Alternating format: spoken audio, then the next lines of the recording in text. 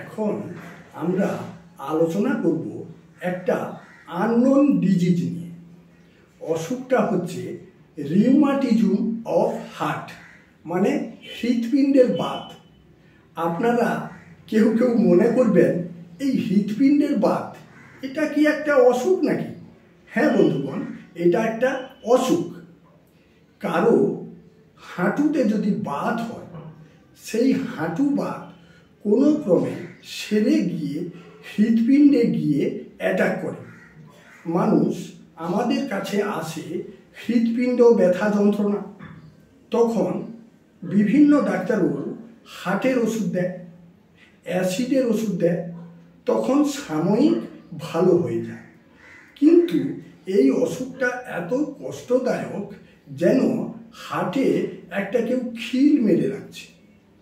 এই অসুখ দীর্ঘদিন হতে হতে মানুষের ঘুম কমে যায়, খাওয়া কমে যায়, মানুষের রক্ত কমে যায়, আর রক্ত কমে গেলে মানুষের ভেরিয়াস নার্ভের প্রবলেম হয়।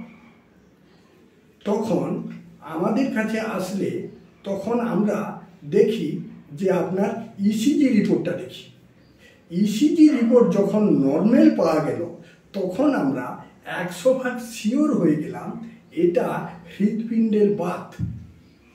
আমরা হোমিওপ্যাথিক ওষুধ দিলে কি হয়, 1-2 দিন 3 দিনের মধ্যে হৃৎপিণ্ডের ব্যথা যন্ত্রণাটা ভ্যানিশ হয়ে যায়।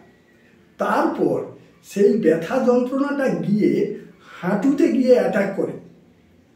তখন আমরা শিওর হয়ে যাই পেশেন্টটার এই অসুখটাই হয়েছিল। ওই ওষুধ খেতে খেতে খেতে খেতে হাঁটু ব্যথা যন্ত্রণা কমে যায়।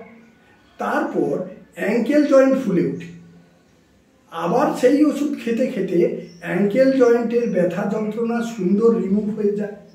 এই হৃৎপিণ্ডের বাত অসুখে আমাদের হোমিওপ্যাথিক মতে খুব সুন্দর চিকিৎসা রয়েছে। আপনারা এসে চিকিৎসার বিধান নিতে পারেন। ডাক্তার অরূপ সিনাটাল, চেম্বার, শিবপুর, হাওড়া। নমস্কার।